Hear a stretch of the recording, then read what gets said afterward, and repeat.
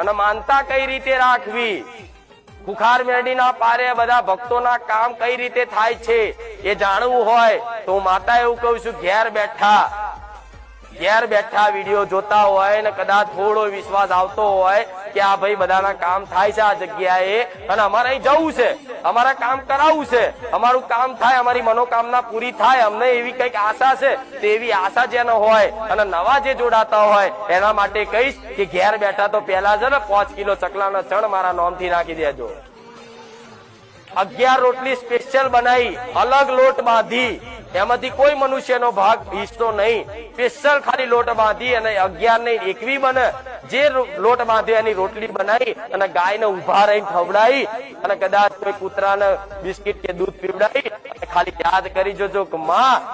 તારા કીધા અનુસાર અમે આ રીતે માનતા રાખી છે, પણ માં અમે દર ભટક્યા છે, ભૂવા